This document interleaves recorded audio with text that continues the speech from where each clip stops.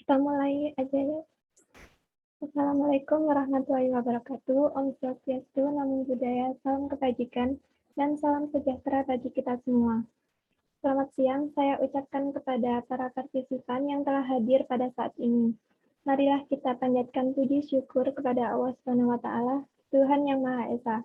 Karena berkat rahmat dan hidayahnya, kita dapat berkumpul pada kesempatan kali ini dengan sehat walafiat. Pertama-tama, saya mengucapkan banyak terima kasih kepada Kak Khairil Sabariman selaku narasumber kita. Kak Khairil ini membagikan ilmunya kepada kita secara cuma-cuma alias gratis. Terima kasih Kak Khairil. Yang kedua, yakni terima kasih kepada Pak Boni yang secara sukarelawan menawarkan dan meminjamkan room Zoom lisensinya kepada kami.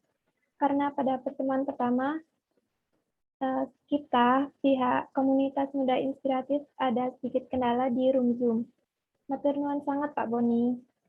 Dan berikutnya, terima kasih kepada seluruh hadirin yang bersedia meluangkan waktunya untuk mengikuti pertemuan kedua dari kelas artikel jurnal bersama dengan Kak Khairil.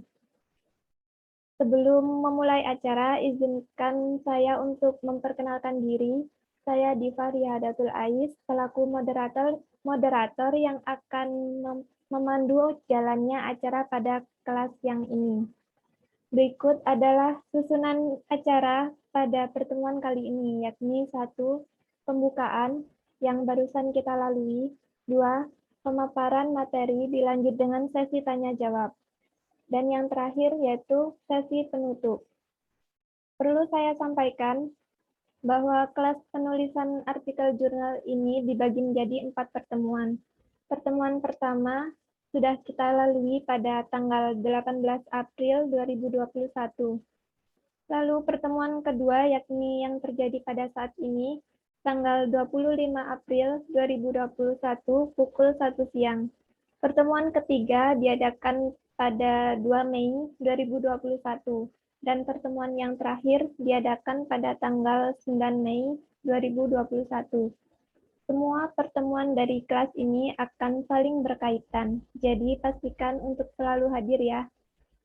Apabila kalian hadir, kalian bisa mendengarkan dan menyimak materi yang disampaikan oleh Kak Khairil. Tak hanya itu, kalian bisa bertanya secara interaktif apabila kalian belum memahami materinya. Pada pertemuan pertama, Kak Khairil sudah membahas mengenai cara mencari ide penelitian menurut pengalaman pribadi, celah akademik, dan tips membuat kerangka penelitian. Penjelasan lebih lanjut, silahkan melihat tayangan ulang kelas pertemuan pertama di channel YouTube Komunitas Muda Inspiratif Official. Seperti yang kita ketahui bahwa kita sekarang sedang melaksanakan kelas pertemuan kedua. Hari ini kita akan belajar mengenai pelaksanaan penelitian dan mengemas data penelitian menjadi artikel jurnal bereputasi. Sebelum lanjut ke materi, saya ingin menyapa narasumber kita pada hari ini. Selamat siang, Kak Khairil. Selamat siang semuanya. Bagaimana kabarnya, Kak? Alhamdulillah baik. Alhamdulillah. Luar biasa nih, Kak Khairil. Meskipun siang hari puasa-puasa, masih semangat untuk sharing ilmunya kepada kita semua. Iya, puasa-puasa kan nambah ibadah ini. Iya, Kak. Tetap produktif ya, walaupun puasa gini. Itu kuncinya, produktif. Produktif yang positif. Patut dicontoh nih. Apakah sudah siap nih, Kak? Sudah siap. Siap. Saya bisa ini ya, bisa ya. share screen. Belum bisa ini. Tidak bisa.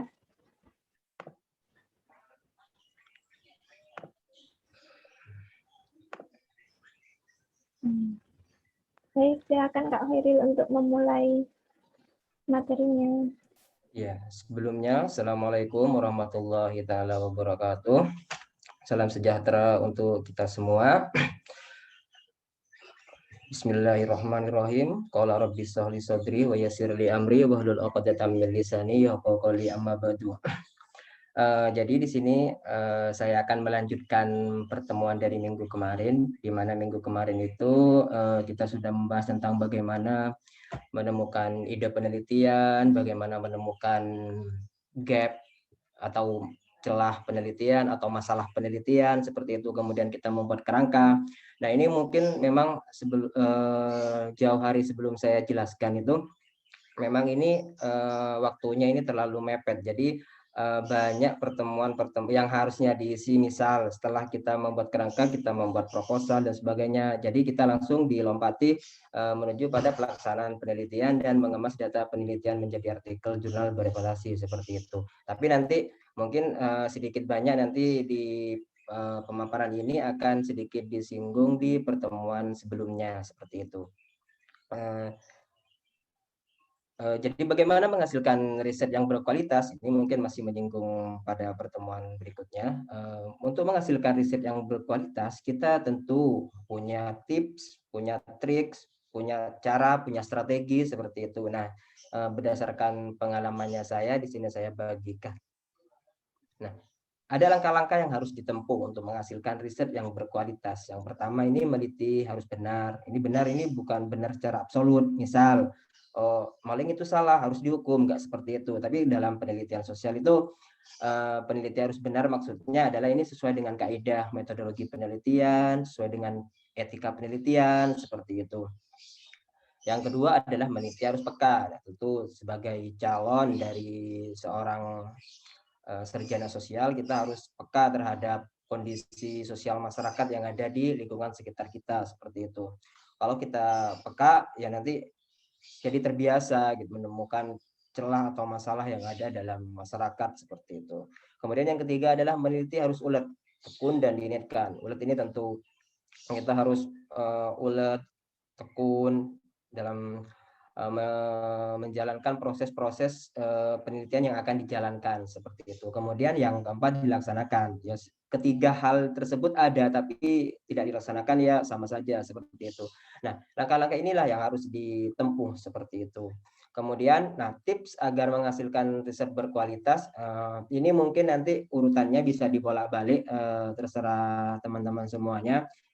Tapi yang pertama kita fokus dulu pada topik yang mungkin yang sudah dibicarakan pada pertemuan sebelumnya, fokus pada topik misal tentang pemberdayaan atau tentang yang lagi ngetren sekarang COVID-19 seperti itu. Nah, lalu kita langkah berikutnya adalah perdalam topik tersebut. Jadi topik tentang COVID-19 apa hubungannya dengan ekonomi atau apa yang lain seperti itu, kita perdalam lagi topik tersebut. Nah, kemudian itu didiskusikan dengan dosen pembimbing karena memang dosen pembimbing ini mempunyai hak mutlak seperti itu. Ini sudah pengalamannya saya seperti itu. Nggak bisa kita nulis plak sesuai dengan keinginan kita tanpa ada konsolidasi atau diskusi dengan dosen pembimbing seperti itu.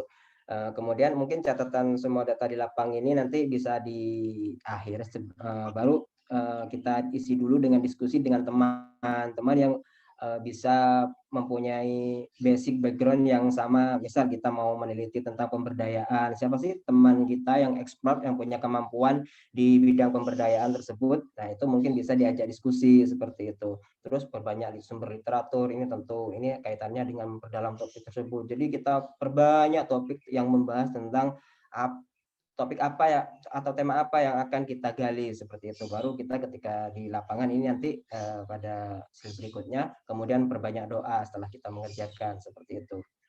Nah, di sini saya fokus karena di judulnya pada pengumpulan data atau pelaksanaan di lapangan. Saya anggap teman-teman di sini sudah siap untuk turun lapang. Artinya ketika sudah menemukan ide, ketika sudah menemukan celah akademik, ketika mempunyai kerangka penelitian, teman-teman sudah selesai menyusun yang namanya proposal atau seperti itu. Nah, kemudian di pengumpulan data ini tips yang akan saya bagikan adalah fokusnya adalah tentukan informasi apa yang dibutuhkan. Ingat, informasi apa dan sumbernya dari apa, informasi apa dan dari siapa, seperti itu. Nah, karena data yang dibutuhkan ini disesuaikan dengan teknik. Misal saya butuh tentang pemberdayaan, misalnya pemberdayaan. Oh, itu ternyata bisa dengan wawancara, atau FGD juga bisa seperti itu, atau bisa juga dengan partisipasi seperti itu. Kemudian informasi apa ini bisa berdasarkan pertanyaan penelitian yang sudah dijelaskan di pertemuan sebelumnya. Kita mempunyai pertanyaan penelitian, misal tentang bagaimana pemberdayaan di masyarakat desa X seperti itu. Nah, berarti informasi yang akan kita gali itu tentang seputar kondisi pemberdayaan, bagaimana sih pemberdayaan di desa X tersebut. Nah, itu nanti bisa dikembangkan seperti itu. Berarti data yang akan kita gali nanti seputar tentang pemberdayaan di desa X tersebut. Nah, itu juga informasi apa itu bisa diketahui di pendahuluan. Seperti di pendahuluan itu sedikit banyak sudah diungkit seperti apa yang akan kita nanti gali data di definisi operasional juga bisa muncul di kajian pustaka, nanti juga muncul. Nah, dan siapa partisipan atau informan kita. Nah, ini kita harus tahu ini. Misal tentang pemberdayaan di desa X itu yang melaksanakan ternyata dalam lingkup desa atau kerjasama dengan dinas terkait, misal dinas sosial seperti itu. Nanti itu kita, oh berarti partisipan atau informan kita adalah dinas ini. Kita harus tahu siapa yang akan diwawancarai, terus kapan waktunya. Nanti juga nih komparasinya nanti ke kapan sih kita bisa wawancara yang tepat dengan informan ini, kapan kita bisa menemuinya ini. Soalnya kan semua informan atau partisipan yang akan kita gali itu mempunyai kesibukan dan kepentingan masing-masing, enggak apa istilahnya, ini juga salah satu strategi kita nanti ketika di lapangan seperti itu. Kemudian tentukan cara pengumpulan data. Yang kedua ini cara mengumpulkan data seperti itu. Misal yang tadi saya jelaskan, itu nanti datanya itu dikumpulkan dengan apakah ditanya, misalnya pertanyaan yang tadi tentang wawancara atau studi dokumen. Mungkin studi dokumen ini masih relevan ya, mungkin melihat dokumentasi yang ada seputar kegiatan pemberdayaan. Soalnya tadi saya sudah ngambil contoh pemberdayaan ini. Nah, kemudian memantau situasi, ini lebih pada partisipasi. Ini juga bisa digunakan misal contoh melihat bagaimana aplikasi atau bagaimana praktik kegiatan pemberdayaan di desa tersebut seperti itu. Nah, berikutnya adalah wawancara. Nah, wawancara ini ada wawancara mendalam, biasanya kualitatif itu wawancara mendalam ya. Itu terstruktur itu sudah ada panduannya, tidak boleh istilahnya tidak boleh keluar nanti dari struktur yang sudah dibuat atau panduan wawancara yang sudah dibuat. Kemudian semi terstruktur, semi ini sudah bisa ada pertanyaan, mungkin ada yang hal ditanyakan lagi, itu bisa. Kemudian tidak terstruktur ini memang tidak ada struktur yang mengatur tersebut. Kemudian ini wawancara ini bisa secara langsung atau telepon, mengingat saat ini kan kondisi pandemi COVID-19, ada social distancing, pembatasan seperti apa. Ya, jadi itu juga bisa melakukan wawancara via telepon seperti itu.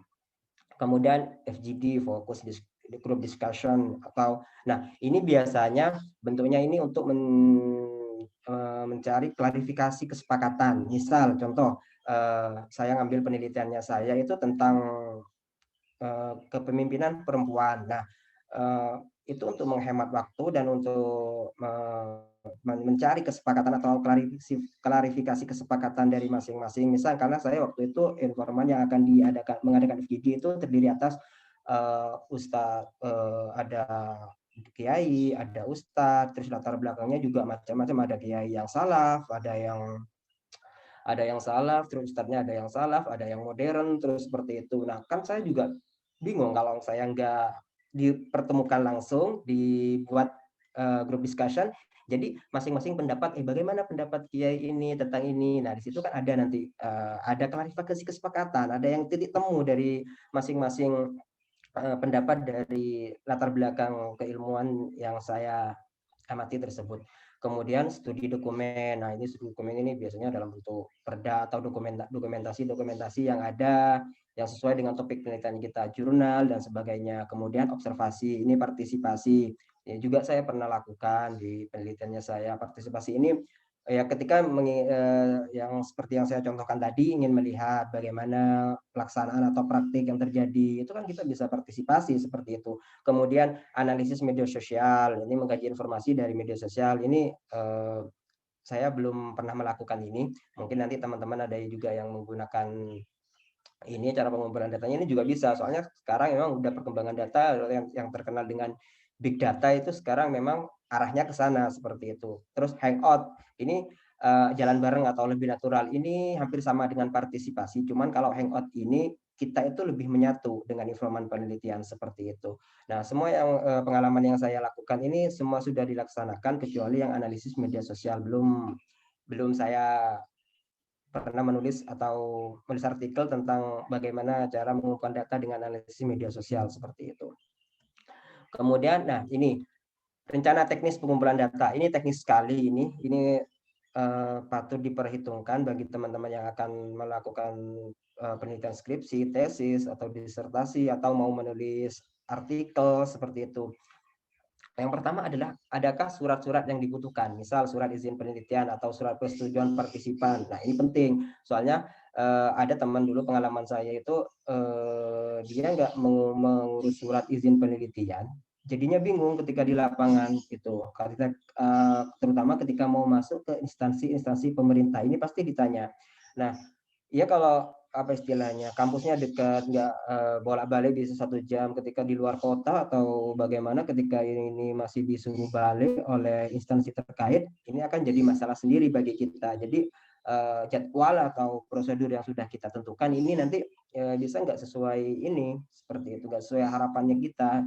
Terus surat persetujuan partisipan ini ketika memang nanti diperlukan, seperti apakah bersedia untuk menjadi partisipan, ini mungkin untuk kasus-kasus yang apa ya istilahnya, dalam tanda kutip ini kasusnya bisa negatif atau berat seperti itu, memang kasus pencurian atau kasus narkoba seperti itu, mungkin butuh ini apa persetujuan partisipan seperti itu. Nah, yang kedua adalah bagaimana cara mengakses partisipan, kapan, di mana, butuh bantuan teman, adakah risiko bagi peneliti, bagi partisipan seperti itu. Nah, di sini kita perlu tahu ketika kita sudah mendapatkan informan penelitian seperti itu, kita harus tahu ini kapan kita bisa melakukan wawancara, kapan, di mana, misal di rumahnya, atau ketika kalau di pemerintah desa, atau di kantor, atau di mana, atau di luar, di kafe, ya terserah kita bagaimana kita mensiasati dengan informan penelitian agar data yang kita peroleh nanti benar-benar sesuai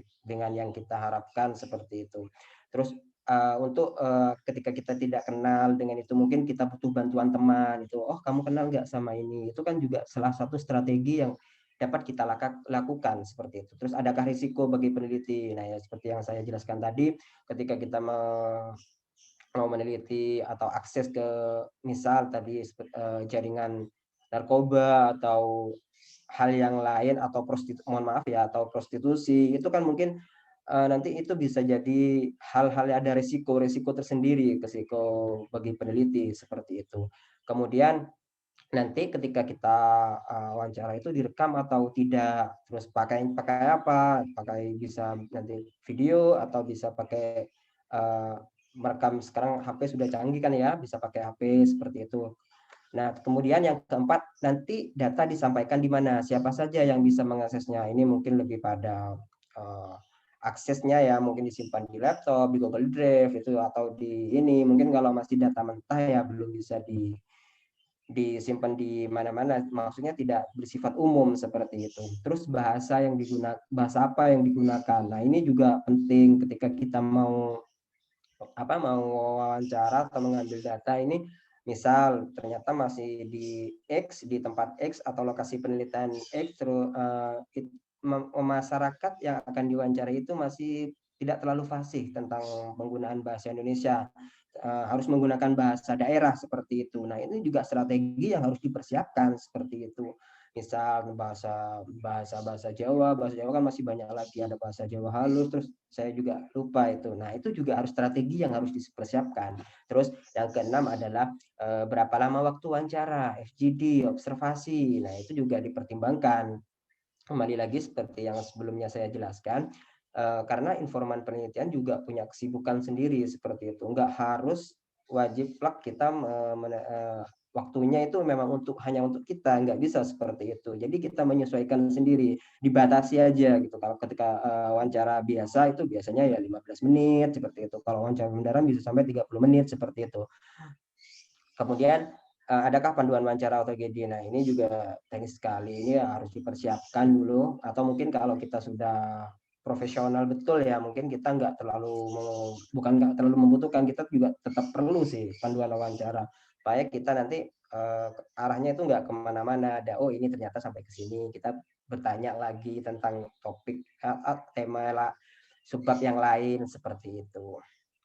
Nah, kemudian langkah berikutnya adalah teknik analisis data. Nah, di sini teknik analisis data ini di penelitian kualitatif ini sepemahamannya saya itu ada, yang saya pahami itu ada interaktif miliknya Mills dan Habermas, itu biasanya dipakai untuk kualitatif ini deskriptif seperti itu, biasanya menggunakan Mills dan Habermas gitu ya, interaktif. Terus kemudian ada Robert Kain, itu biasanya dipakai untuk studi kasus tentang analisis domain seperti itu. Kemudian ada fenomenologi, itu bisa spread list seperti itu. Nah, data primer yang kita kumpulkan tadi setelah kita mengambil data di lapangan, terus kita komparasikan di data sekunder dari jurnal, dari dokumentasi dan sebagainya, itu dikompar dengan metode pengumpulan data, itu nanti data diolah. Nah, kemudian data diolah, nanti diinterpretasi data, kemudian diskusi antara temuan dan teori. Nah, ini sebentar lagi saya jelaskan lebih detail. Nah, ini salah satu contoh tahapan analisis data kualitatif seperti itu. Nah, dari tadi kita pengumpulan data, setelah tadi saya jelaskan sedikit tentang pengumpulan data, kemudian data ditranskrip. Transkrip ini ya kita buat oret-oret, sama seperti catatan lapangan seperti itu, atau rekaman seperti itu ditranskrip, ditulis lagi seperti itu. Nah, setelah data ditranskrip data, kita familiarisasi seperti itu data. Familiarisasi itu bisa, apa sih kata yang sering muncul ini, nanti lanjutnya ke coding. Familiarisasi ini kan bisa, misal kita di rekaman kita ulang terus ulang lagi, sama dengan transkrip juga, dibaca lagi, nanti kita akan familiar dengan data-data yang telah kita kumpulkan setelah seperti itu. Nah, kemudian setelah itu kita membuat kode-kode dari data tersebut. Kemudian identifikasi tema, ini sudah dibagi berdasarkan tema yang sudah saya jelaskan. Kemudian interpretasi dan penyajian data seperti itu. Nah, saya akan lebih bahas di identifikasi tema seperti itu, karena ya kalau yang ini sudah biasa di teman-teman, cuman emang identifikasi tema sama kode ini harus diberi batasan yang jelas seperti itu, membuat tema. Nah, tema adalah konsep atau kategori yang bisa didefinisikan. Tema sebenarnya label atau tag juga, sama dengan kode yang dijelaskan tadi. Bedanya kalau kode analoginya masih sebagai bongkahan kecil atau masih bagian-bagian kecil atau satu kata berupa kata kunci dan jumlahnya sangat banyak seperti itu. Nah, sedangkan tema bentuknya itu lebih umum, terdefinisi berupa kata kunci atau frase yang relevan dengan pertanyaan atau konsep penelitian. Misal yang saya contohkan tadi tentang pemberdayaan. Misal tentang bagaimana sih pemberdayaan sosial yang terjadi di desa X ini, ternyata bentuknya pemberdayaan partisipasi masyarakat seperti itu. Nah, berarti itu sudah tema seperti itu. Kalau kodenya itu bisa pemberdayaan, bisa partisipasi seperti itu. Itulah yang sangat membedakan antara tema dan kode seperti itu. Kemudian ini mungkin yang paling ini mengemas data penelitian menjadi jurnal bereputasi seperti itu. Ini nanti saya sedikit ya memberikan gambaran atau contoh penelitian skripsi saya. Mohon maaf, mungkin teman-teman di sini masih yang S1 atau baru lulus S1. Ini nanti bagaimana mengemas skripsi menjadi jurnal bereputasi. Kalau teman-teman yang lain di sini ada Mbak Kurnia, ini sudah doktoral, ini enggak udah di luar kepala kalau tentang ini. Terus Mbak Amelia ini sudah ini ya, sudah selesai penelitiannya tinggal jurnal katanya. Nah, di sini saya akan contoh yang ringan saja, mengemas data penelitian menjadi artikel jurnal bereputasi. Di sini saya akan contoh data saya waktu skripsi itu data dari waktu itu tahun 2013 kalau tidak salah. Itu baru saya tulis 2019 ini karena sangat lama sekali saya tidak menulis dan baru mengenal artikel ya setelah melanjutkan magister ini di tahun 2018 seperti itu. Nah, yang pertama ini memangkas data skripsi. Nah, data skripsi karena apa? Data skripsi itu kita terikat oleh peraturan yang ada di kampus itu skripsi harus minimal misal 100 lembar, 100 halaman seperti itu. Nah, di jurnal nggak seperti itu. Di jurnal itu paling tidak itu terdiri dari 4.000 kata sampai 6.000 kata, itu sudah maksimal seperti itu. Terus nanti dari skripsi itu kita memilih data yang sesuai dengan bahasa artikel jurnal. Dari data skripsi itu enggak semuanya bisa dipakai seperti itu. Nanti saya akan kasih contoh. Terus memilih bagian dalam skripsi yang menjadi fokus. Nah, di sini fokus-fokus mana saja sih yang akan kita perdalam untuk dijadikan artikel ini, nanti saya juga akan kasih contoh bagaimana caranya seperti itu. Tapi ini enggak terlalu mendalam karena ini ada sesi sendiri nanti di pertemuan terakhir ini.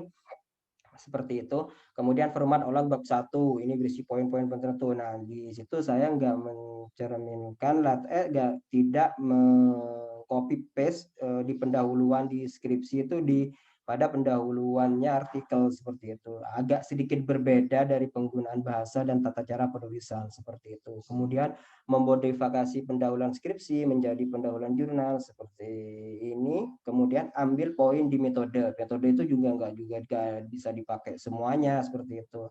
Karena metode ini hanya sedikit sekali. Ada yang langsung dijadikan satu dengan pendahuluan, tergantung jurnal seperti itu. Kemudian laporkan poin utama dari hasil penelitian seperti yang saya jelaskan barusan seperti itu.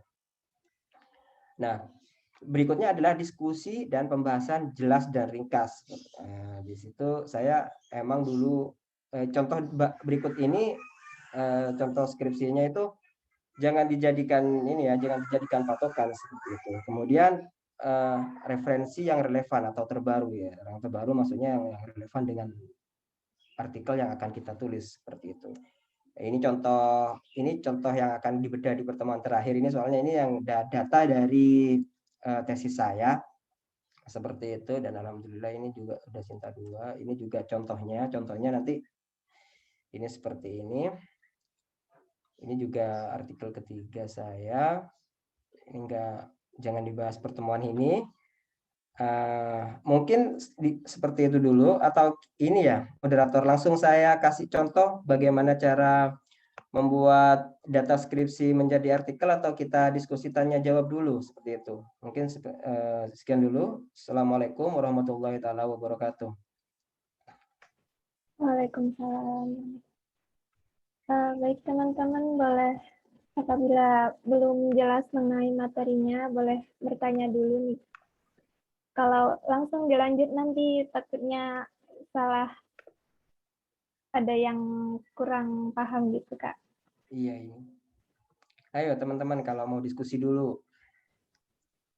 Ya, diskusinya ada 2 cara ya. Boleh langsung open mic dan open kamera. Yang kedua bisa melalui kolom chat.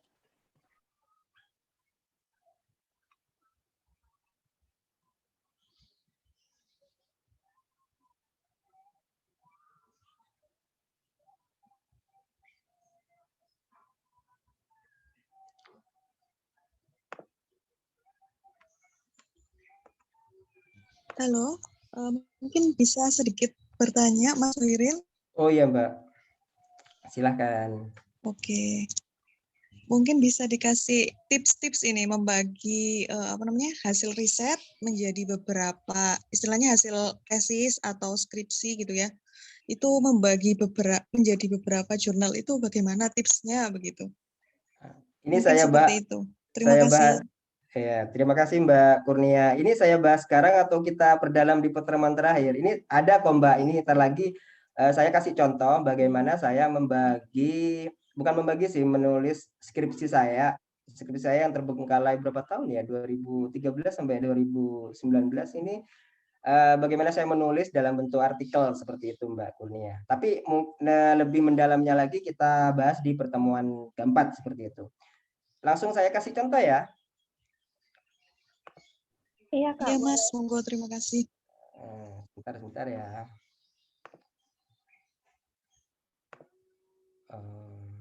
Jadi seperti ini ya. Udah kelihatan teman-teman ya? Sudah Kak. Sudah ya. Jadi ini salah satu artikel saya dari skripsi. Artikel ini karena saya waktu itu masih dalam tahap belajar menulis, pertama menulis, jadi ya, tapi lumayan lah, alhamdulillah udah Sinta 3 seperti itu.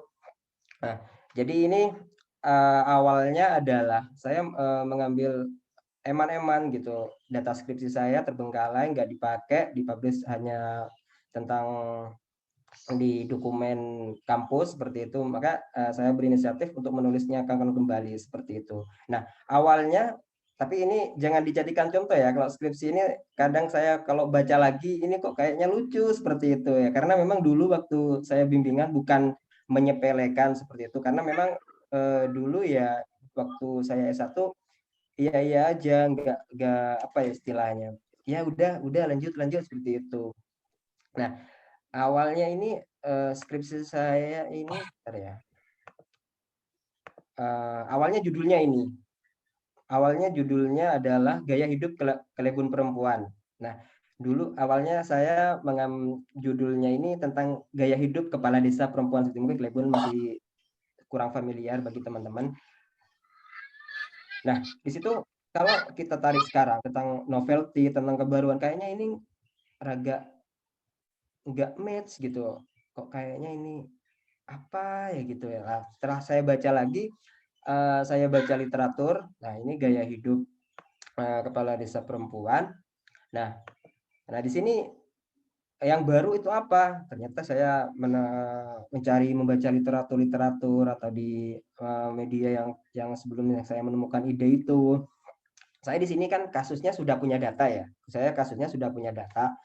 Kemudian saya kembali menggali tentang ini, ternyata perkembangannya sudah seperti ini ya dari dulu waktu saya nulis skripsi 2013. Nah, seperti yang saya jelaskan tadi, di sini judulnya harus menarik gitu. Wah lah, ya enggak wah kalau saya bandingkan dengan ketika saya ini ngambil ini kembali, coba nulis ini, ngirim ke artikel gaya hidup kepala desa perempuan. Ini apa? Maksudnya apa? Kayaknya enggak, kurang menarik gitu. Kalau pandangan saya pribadi, kok kayak nggak menarik. Saya jadi, masa iya sih ini bisa terbit di jurnal ini gitu.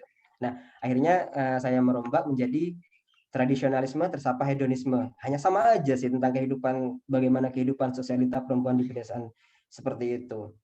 Nah, kemudian setelah judul kan sudah ya, judul di pendahuluan. Sebentar ya, ini saya lupa tadi ini kan. Nah, latar belakang masalah ini jangan ditiru ini kurang sesuai lah dengan perkembangan zaman. Ini sudah skripsi 2013 ini ya. Jadi tapi sekitar 20% di latar belakang ini tetap saya pakai di pendahuluannya artikel seperti ini. Seperti ini bentuknya. Ini kok kayaknya muter-muter, setelah baca lagi kok kayaknya ini muter-muter seperti itu. Ada sudah menampilkan teori di sini, konsep seperti itu. Sebenarnya nggak terlalu seperti ini ya kalau di latar belakang masalah. Nah, di sini terus ini jangan jadi contoh ya teman-teman. Nah, kita pada ini rumusan masalah. Rumusan masalahnya di sini dulu skripsi saya cuma bagaimana gambaran gaya hidup. Cuma menggambarkan ya apa sih manfaatnya seperti itu. Masa cuma manfaatnya mengetahui gambaran gaya hidupnya seperti itu. Nah, di sini sedikit saya ini sudah berdasarkan data. Ternyata data saya yang saya tulis ini enggak cuma menggambarkan. Nah, seperti itu. Di sini ada makna seperti itu, mencari identitas diri perempuan. Nah, ini pendahuluan di artikel ya. sudah banyak tambahan-tambahan daripada yang ada di skripsi, udah saya rombak seperti itu. Ada juga ini perdebatan perkembangan literatur, ini sudah saya tampilkan di sini, ini perkembangan literatur yang membahas tentang fenomena sosialita di Indonesia seperti itu. Ini juga sudah ada dari penelitiannya ini tentang sosialita, makna dan kehidupan sosialita seperti itu.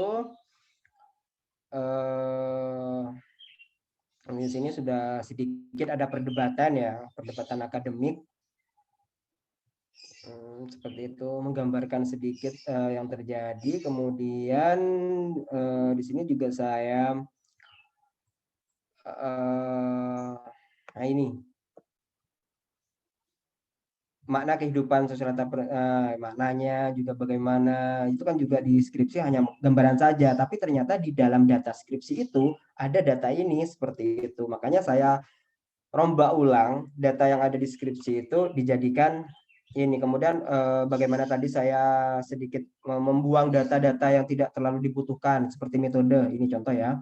Metode di skripsi saya ini juga mungkin terkait dengan aturan ya teman-teman ya semuanya. Aturan tiap-tiap kampus kadang harus metodenya seperti ini, harus ada apa istilahnya? Metode itu ada di mana ya? Oh, di sini nih metode. Sebentar. Saya karena memang ya skripsi seperti itu harus berapa? Harus 100 halaman minimal gitu. Kalau tesis berapa Mbak Kurnia? 250 ya?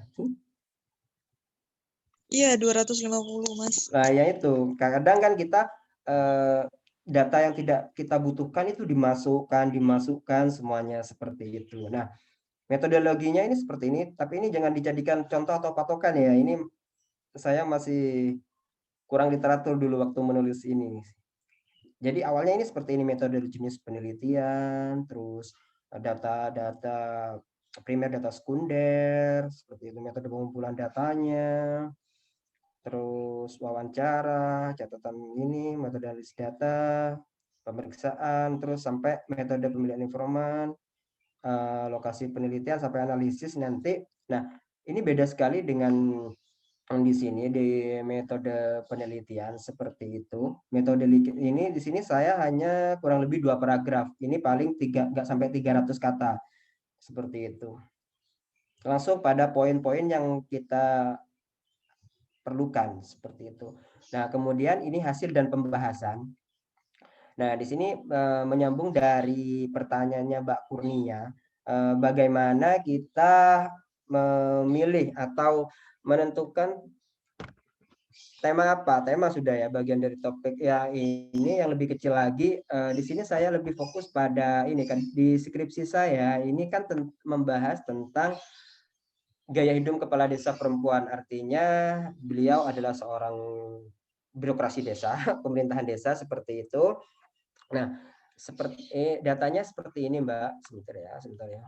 Ini deskripsi lokasi enggak ini ya, ini lampiran.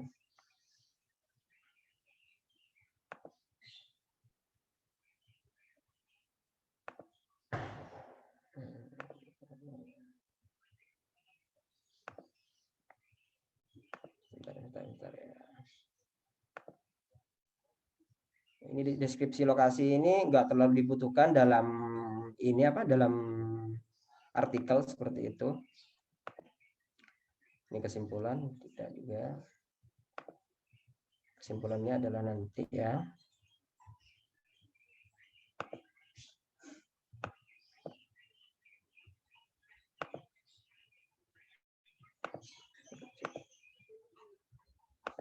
Nah ya. Nah ini. Nah di sini saya kan menulis tentang gini Mbak Indah. Saya kan mau menulis tentang gaya sosialita, gaya hidup sosialita. Nah, jadi nanti saya akan kelompokkan data yang mana yang sesuai dengan topik yang akan saya tulis di artikel seperti itu. Karena saya sudah punya data di sini kasusnya. Sudah punya data banyak seperti ini. Nah, ini misal contoh ya. Setelah saya punya data, ini karakteristik informan penelitian ini nggak terlalu dibutuhkan untuk bahan untuk artikel. Nah, misal sebentar ya, nggak usah ini tentang. Nah, seperti ini. Jabatan sebagai simbol status sosial. Di sini kan saya menjelaskan tentang perempuan secara umum, tidak terfokus pada kepala desa perempuan. Jadi jabatan sebagai simbol itu saya pisah lagi, karena fokus saya pada sosialita, gaya hidup sosialita seperti itu yang ada di desa seperti itu. Jadi jabatan sebagai status simbol ini saya pindahkan dulu, nggak dipakai di datanya saya, yang akan ditulis di artikel seperti itu. Nah, kemudian ini pola belanja ini bisa, tentu ini masih sangat berhubungan, bisa dipakai di bahasanya artikel seperti itu. Tapi nggak saya plug ambil semua, hanya beberapa yang memang sesuai dengan topik yang akan saya perdalam di artikel tersebut. Ini seperti ini datanya, tapi ini jangan dijadikan patokan ya. Ini masih, setelah baca lagi saya juga agak kok seperti ini gitu loh kalau sudah melewati tahap ini. Kemudian berikutnya ada memang beberapa data yang harus saya pilah lagi seperti itu, Mbak Kurnia. Tentang pola makan, orang makan juga ternyata dijadikan sebagai ini seperti itu, pembeda seperti itu.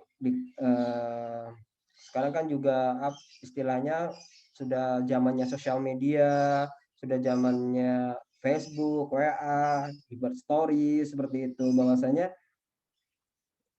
data dari 2013 masih relevan di tahun 2020 saat ini seperti itu. Dulu kan masih nggak ada ini ya, masih nggak ada WhatsApp ya, tapi udah zamannya BlackBerry Messenger. Nah, terus misal lagi contoh data yang tidak saya pakai.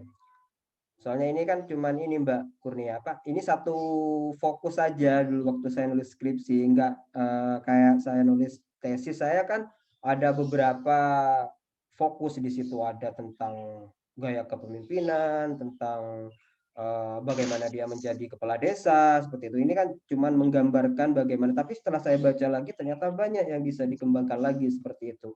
Pola rekreasi ini juga seperti itu.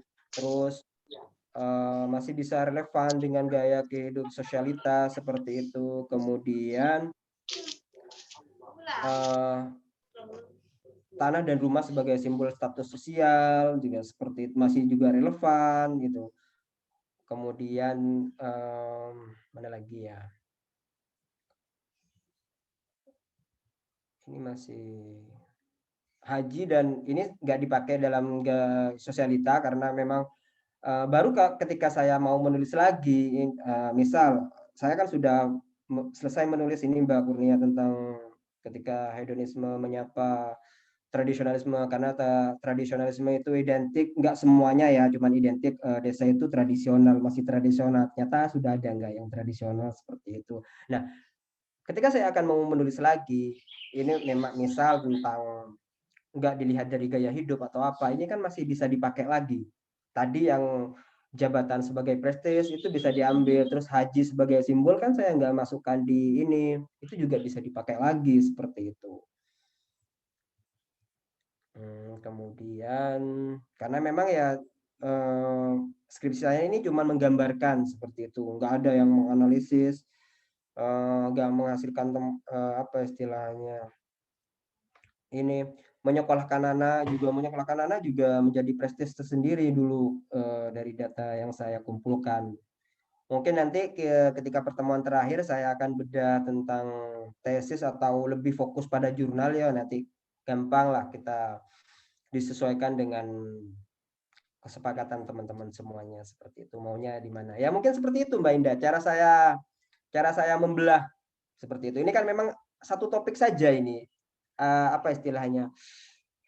Fokusnya hanya bagaimana gambaran gaya hidup. Tapi ini belum ada rencana saya untuk menulis artikel ini seperti itu.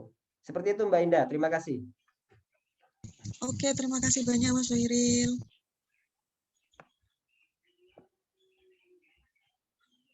mungkin ini dari teman-teman ada yang ditanyakan. Ini ada ya.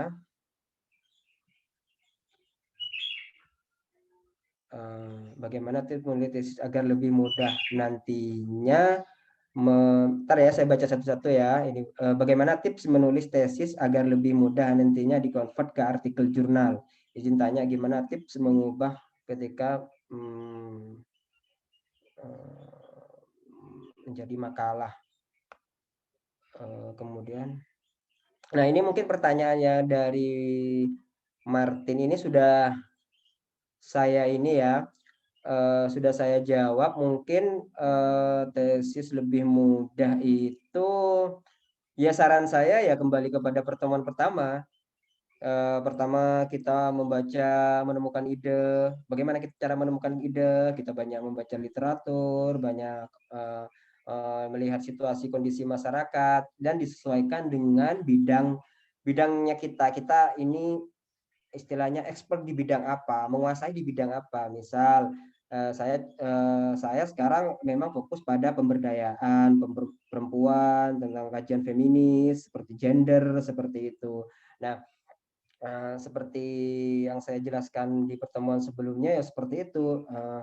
Menulis tesis ya juga harus disesuaikan dengan pembimbing, karena kita nggak bisa semerta-merta kita menulis itu ini udah benar, nggak bisa seperti itu, karena memang aturannya di kita harus seperti itu, harus mengikuti pembimbing, ada aturan mainnya yang dibebankan pada kita oleh kampus, seperti itu. Dikonvert ke artikel jurnal, ini penjelasan lebih dalam nanti ini saya akan jelaskan pada pertemuan terakhir, karena memang pertemuan terakhir adalah praktik. Yang saya harapkan adalah mungkin nanti dari peserta ini ada teman-teman yang sudah punya artikel belum dipublish, dikirim ke jurnal.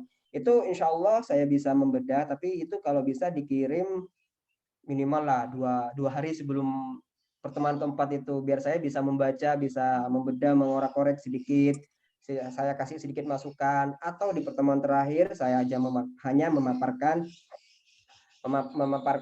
dari pengalamannya saya, seperti itu ya terserah teman-teman lah, di pertemuan terakhir kita buat seperti apa, seperti itu. Di convert, nah ini sudah sedikit saya jelaskan tadi ya Martin, ini ke artikel sedikit sudah saya jelaskan, nanti diperdalam lagi di pertemuan terakhir, seperti itu. Bagaimana tips mengubah PTK? PTK ini apa ya? Mungkin bisa ini saya kok ini ya menjadi makalah. Ini makalah apa dulu ini?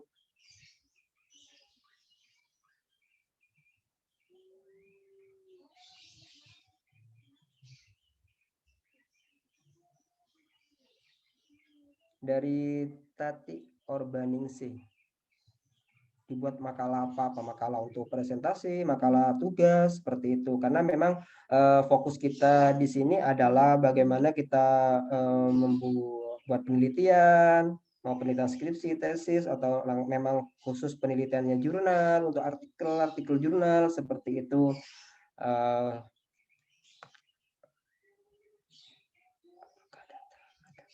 Nah, seperti penelitian tindakan kelas. Nah, apakah data ada ini, ada kadaluarsanya?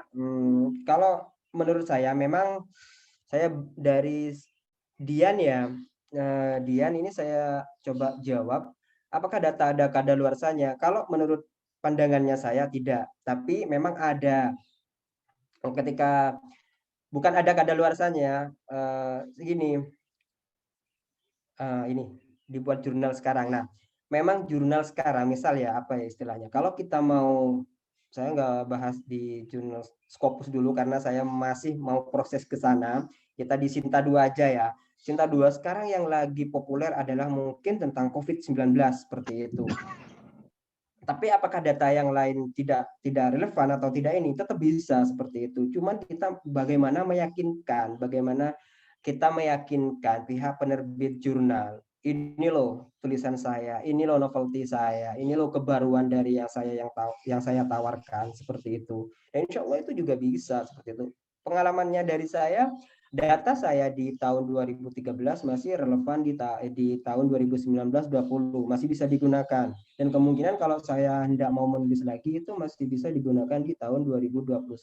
Itu Mbak Dian itu nggak ada data itu expired ya, nggak ada seperti itu. Cuman bagaimana kita ya mengupgrade, difokuskan dalam satu fokus. Kalau mau dibuat jurnal ya, ini kasusnya mau dibuat jurnal, itu nanti kita kembangkan di pendahuluan. Bagaimana kita mengemas pendahuluan supaya menarik, seperti itu. Seperti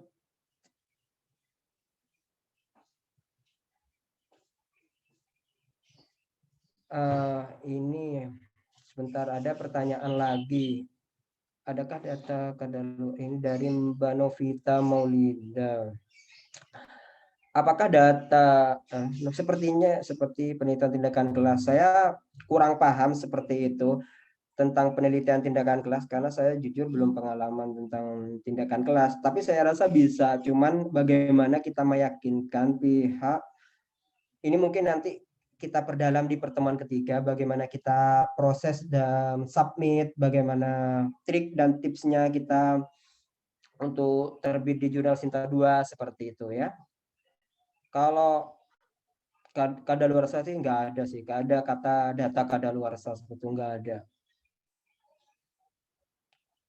Kalau menurut saya seperti itu. Nah, ini ada pertanyaan dari, bukan pertanyaan sih, ini dari Mas Leonard. Mohon izin, saya ada naskah yang ingin dipublish ke jurnal Sinta 2. Boleh saya kirim link untuk download artikelnya dan minta tolong dibahas. Nah, untuk artikel itu bisa di chat pribadi ke saya atau bisa ke email, chat WA, email atau seperti apa, itu bisa dikirim mulai sekarang biar nanti saya lihat-lihat dulu. Tapi ini ya, apa istilahnya? Ini kan Mas Leonard juga ini kan ya, bidangnya ilmu sosial ya, takutnya nanti ini bahasnya di akuntansi atau manajemen. Saya kan masih kurang expert, saya bukan Superman seperti itu. Kalau di bidang ilmu sosial, politik, terus sosiologi, itu saya masih sedikit inilah gitu. Gak apa-apa, coba kirim aja dulu nanti chat pribadi atau email, nanti saya langsung bisa kontak langsung seperti itu. Kemudian pertanyaan berikutnya dari Mbak Firda ini. Di artikel Bapak dengan data yang diberikan, apakah di artikel yang disubmit pada teman menyebutkan bahwa data tersebut sudah lama diambil? Nah, itu waktu itu bisa dijelaskan ya. Ini bagus ini dari Mbak Firda ini. Jadi itu bisa kita jelaskan kalau ini data, tergantung pihak editornya sih, editor jurnalnya, soalnya yang punya kuasa di jurnal itu memang editor yang punya kuasa penuh seperti itu. Kita ya mengikuti lah seperti guru ngaji kalau di desa ya, kamu nggak boleh ya, bisa sih, tapi perihal hal yang teknis seperti itu kalau ditanya ketika ini mungkin nanti ini Mbak Firda saya perdalam lagi di pertemuan ketiga ya, nanti ya bahas lagi. Tapi ya untuk menjelaskan ini bisa Mbak jelaskan, bisa dijelaskan di artikel kalau bahwasanya ini adalah data di sini seperti itu. Kondisional kalau seperti tahun pengambilan datanya itu kondisional. Tapi pihak jurnal biasanya sepengalamannya saya dari 7 artikel yang sudah terbit itu enggak ada yang mempermasalahkan tentang data ini seperti data lama atau enggak, yang penting relevan atau pintar-pintarnya kita lah, nanti lah siasatnya di pertemuan ketiga seperti itu. Nanti kalau saya bahas sekarang semua ini, nanti pertemuan ketiga kita nggak jadi bahas apa-apa ini seperti itu. Kemudian bisa bahas langsung sekarang, saya pendidikan MIPA. Nah ini Mas, minimal dapat masukan secara general. Nah saya kalau dari pendidikan ya, saya juga masih istilahnya, saya sudah jelaskan Mas, saya bukan Superman seperti itu. Saya belum bisa merambah ke sana, ke bidang ilmu lain. Saya masih di ilmu sosial seperti itu. Saya seputar di pemerintahan, politik, terus sosiologi. Tapi Tapi nanti saya coba aja nanti ya, Mas Ronald ini coba kirim, saya lihat nanti jurnal mana yang akan dituju. Nanti ini juga bisa jadi bahan di pertemuan terakhir, bagaimana cara di pertemuan ketiga dan pertemuan keempat. Ini bagaimana mensiasati seperti itu, Mas. Kalau soalnya bukan saya nggak mau berbagi saat ini, Mas. Soalnya ini memang ada waktu tersendiri untuk membahas ini gitu, Mas. Jadi mohon maaf ya, Mas, nggak bisa jawab sekarang semuanya seperti itu. Kalau masalah tips, trik untuk publish di jurnal Sinta 2 seperti itu. Mohon maaf, Mas ya.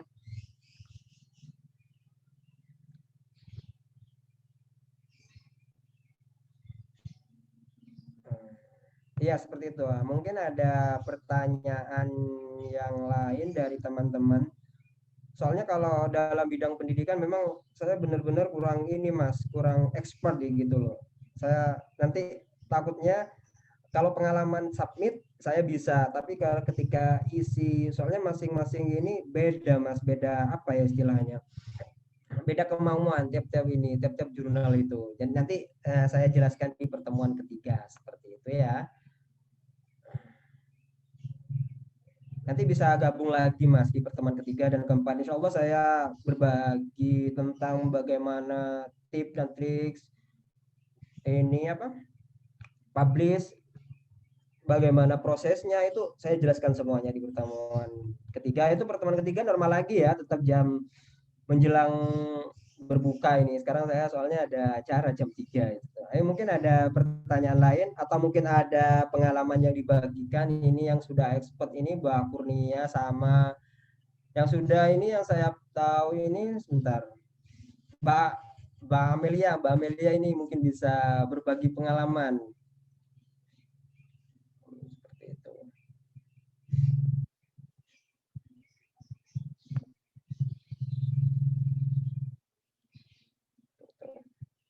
Teman-teman adalah yang lain selain Mas Leonard ini mau sharing bisa langsung email saya atau WA, nanti saya lihat saya koreksi bisa dibahas di pertemuan terakhir seperti itu.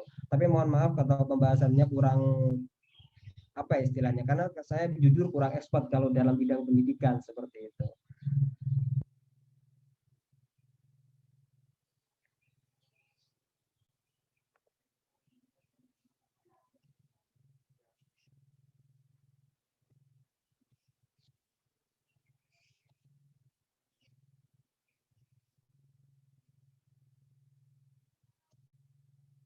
Ini Mbak Amelia ini gimana? Sudah selesai jurnalnya?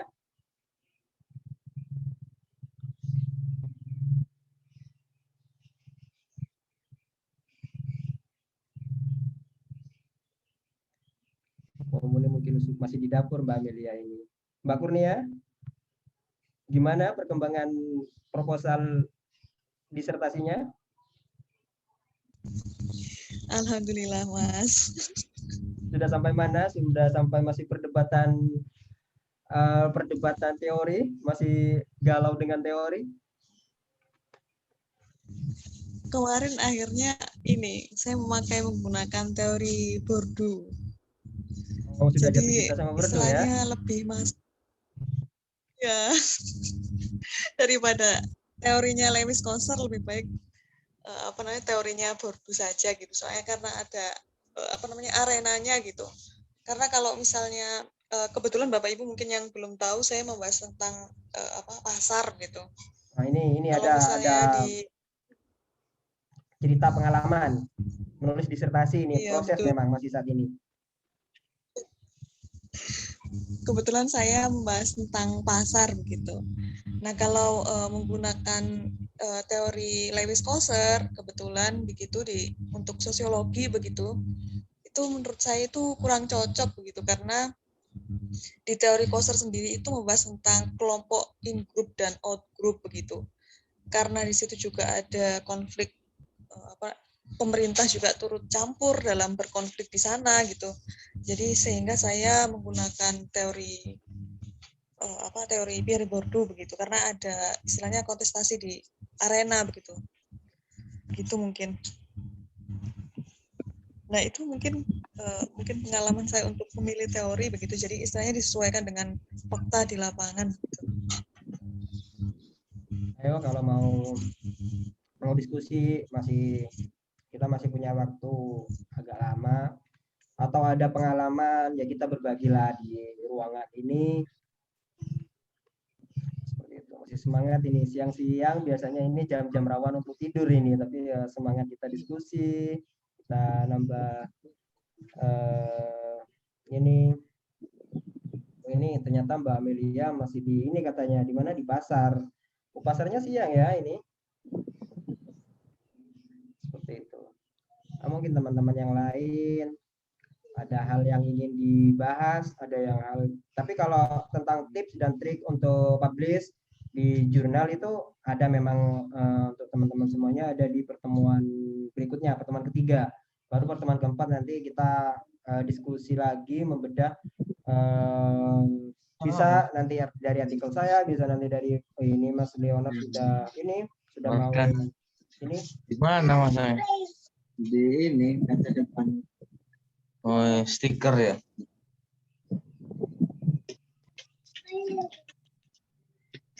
Nah, terus.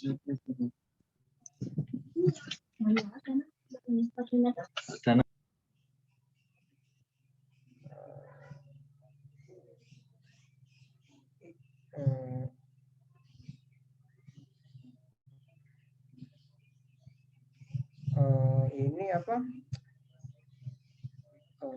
Sebentar ya. Ini Mbak Dian. Ini Mbak Dian kalau boleh saya tahu ini tentang apa ya tesis yang diambil waktu tahun 2018 ini ya? Maksudnya apa ilmu sosial, apa ekonomi atau akuntansi seperti itu? Atau malah pertanian? Kalau pertanian sosial pertanian masih bisa seperti itu. Pendidikan matematika sama ya, sama ini ya, sama-sama pendidikan ya. Bisa kok Mbak, bisa banget. Nggak ada data itu kadaluarsa. Pengalamannya saya seperti itu Mbak. Tinggal ya kita nanti lah tips dan triksnya saya sampaikan di pertemuan ketiga seperti itu. Bagaimana tips untuk submit di jurnal bereputasi seperti itu. Kalau yang tadi itu saya 3 seperti itu. Tapi yo alhamdulillah revisinya enggak minor sih, tinggal langsung terbit. Mbak Indah ini juga jago ini. Kayaknya Mbak Indah ini udah mau ke Scopus juga ini. Amin. Mas mungkin bisa dijelasin begitu tips-tips istilahnya untuk supaya mudah ketika kan kita di lapangan gitu ya. Itu kan untuk istilahnya untuk akrab dengan narasumber begitu. Cara-cara tipsnya itu bagaimana begitu. Mungkin seperti itu Mas Wairil. Oke. Terima kasih. Ya. Saya contohkan di Mbak Indah atau di kasus saya atau di kasus yang lain ini? Di kasusnya Mas Wairil saja. Di kasusnya saya. Atau terserah deh. Iya.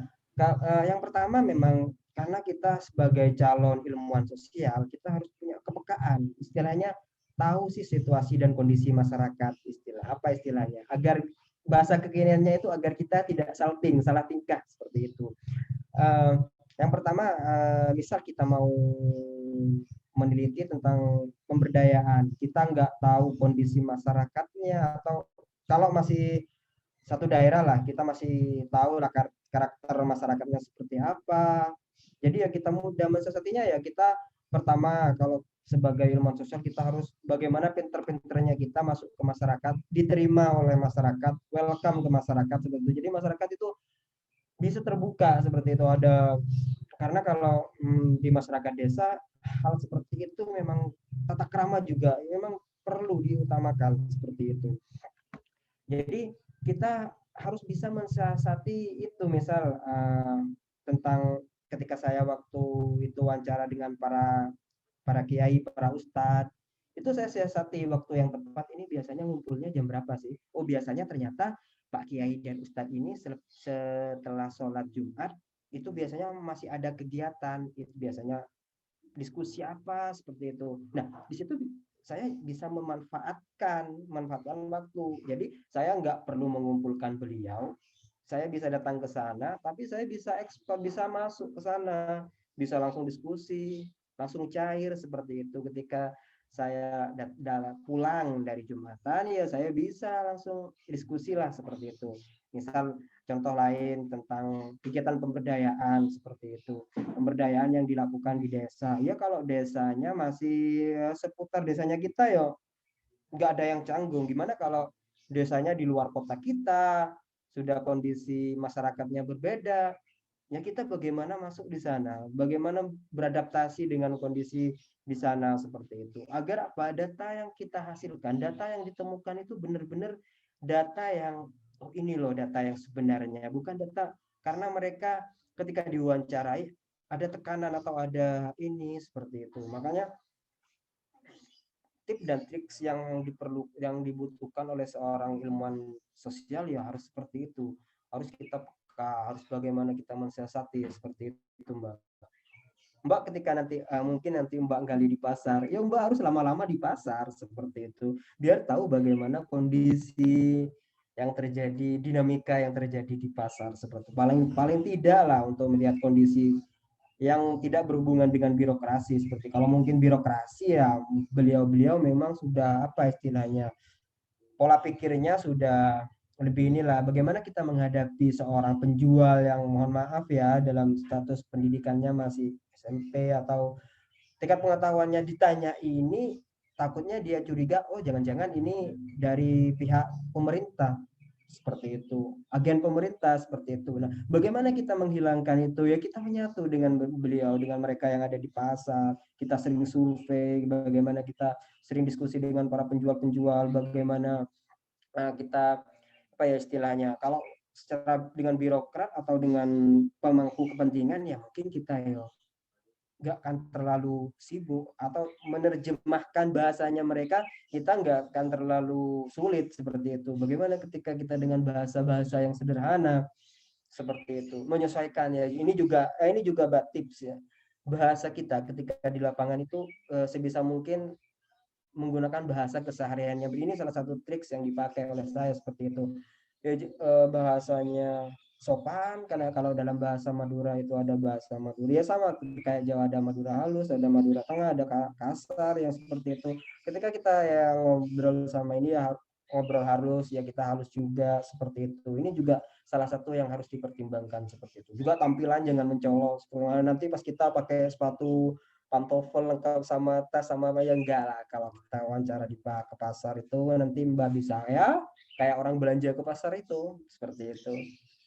Jadi enggak apa istilahnya, bukan menjaga jarak sih istilahnya, lebih populernya itu agar kita lebih natural seperti itu di kondisi yang akan kita teliti. Mungkin seperti itu Mbak tips yang dapat saya bagikan dari saya. Mungkin ada yang lain?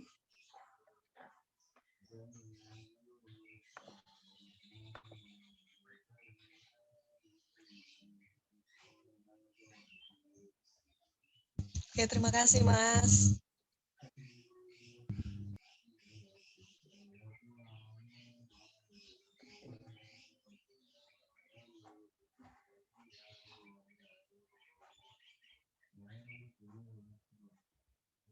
Ada yang ini ditanyakan lagi teman-teman?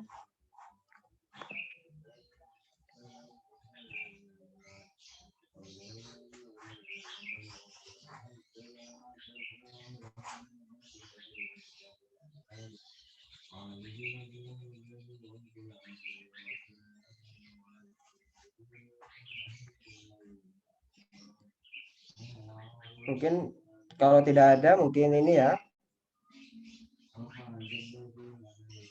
Sebentar ini ada di kolom chat. Jadi saya sudah membuat penelitian tindakan kelas. Pertanyaan bagaimana apa mana yang bisa diambil untuk membuat makalah untuk kenaikan pangkat. Aduh, ini Mbak Tati ya. Saya kalau dibuat artikel sih saya ini juga saya tentang kenaikan pangkat ini saya belum sampai ke sana. Seperti itu. Yang mana yang bisa diambil? Oh, untuk membuat ya ini. Bagaimana? Bagian apa? Nah, ketika Mbak Tati di sini sudah punya data seperti yang saya jelaskan tadi, apa sih yang fokus apa sih yang akan Mbak Tati makalah ya?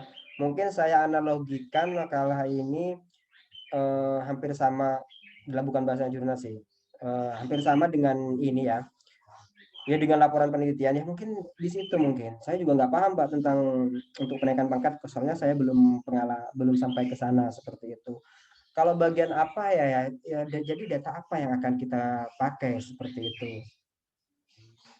Saya belum bisa sedikit banyak berkomentar Mbak, soalnya saya belum sampai ke ini untuk makalah untuk membuat untuk membuat artikel jurnal, membuat skripsi atau tesis, saya sudah pengalaman, sudah pernah melalui. Kalau disertasi ini belum Mbak Kurnia ini yang sudah menjalani proses seperti itu. Kalau tentang ini saya belum sampai ke sana Mbak, mohon maaf Mbak ya. Kalau tentang artikel jurnal itu pertemuan ketiga Mbak, pertemuan keempat diperdalam lagi dengan membedah dari teman-teman yang sudah punya artikel atau apa bisa di chat langsung ke saya atau di email ke saya.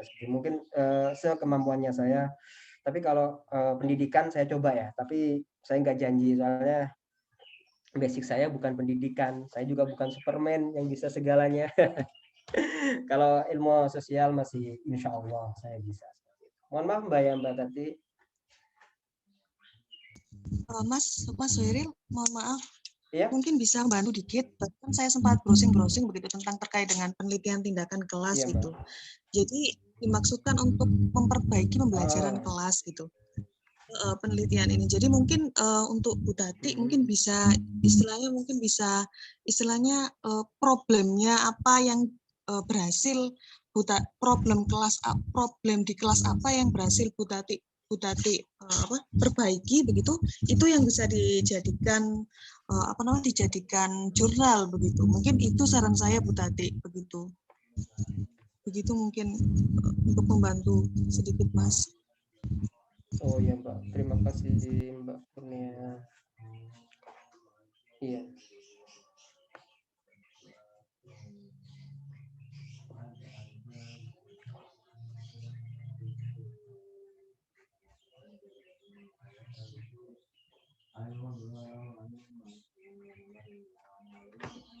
Mungkin ada yang ini lagi ya didiskusikan ya.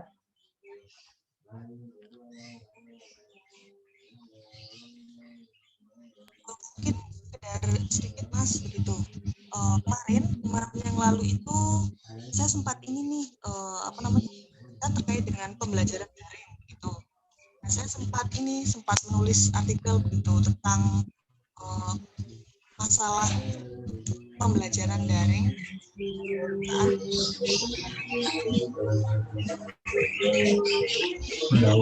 Jaringannya Mbak, nggak sih putus-putus ya?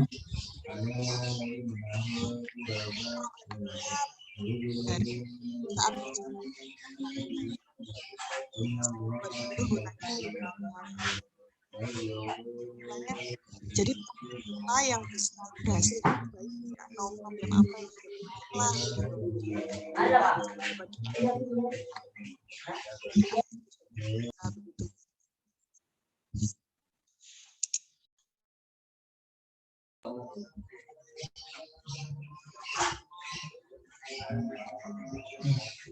Ya.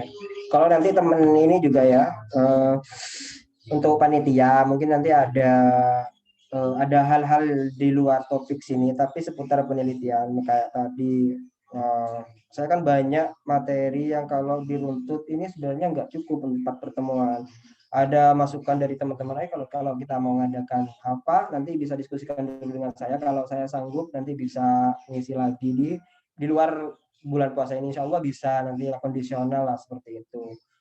Soalnya apa? Karena memang jujur 4 pertemuan ini kalau dimulai dari ide sampai kita jadi artikel sampai terbit itu apa ya, kayaknya kurang seperti itu. Itu mungkin nanti jadi masukan ya, kita nanti bisa bahas di grup seperti itu. Nanti di luar bulan Ramadan kita bisa ngadakan, tergantung panitianya.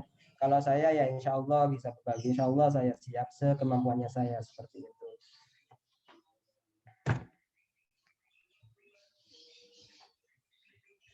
Banyak pendidikan ya di sini,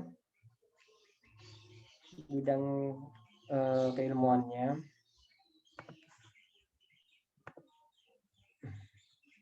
Ini sempat mau nulis ini Mbak ya dulu.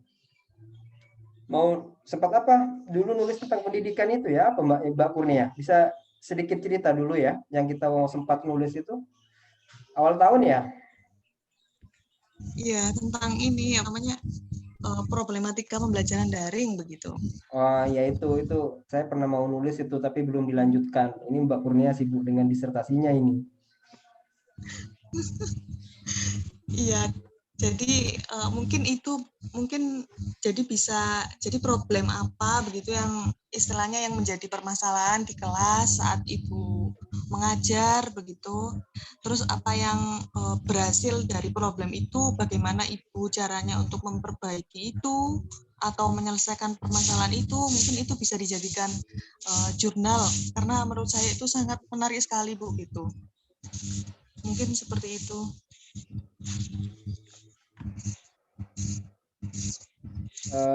Ini mungkin ya, kita kembalikan ini Mbak ya ke moderator ya. Kayaknya ini sudah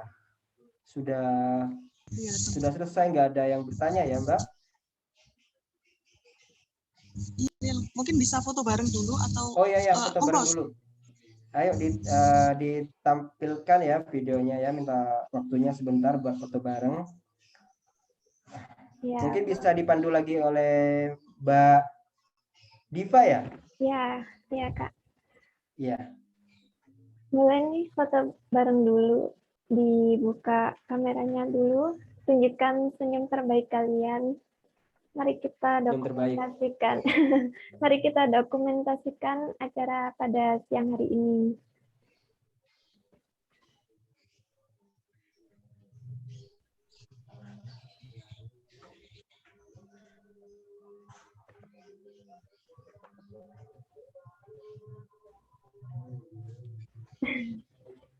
Saya boleh on kamera dulu sebentar saja.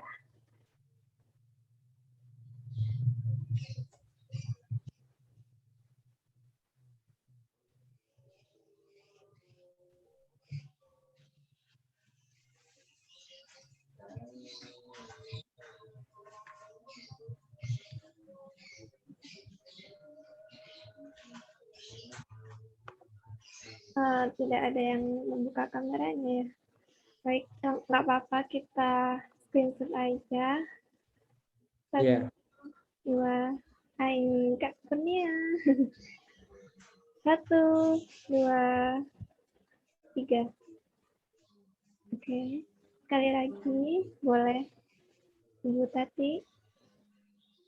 1, 2, 3.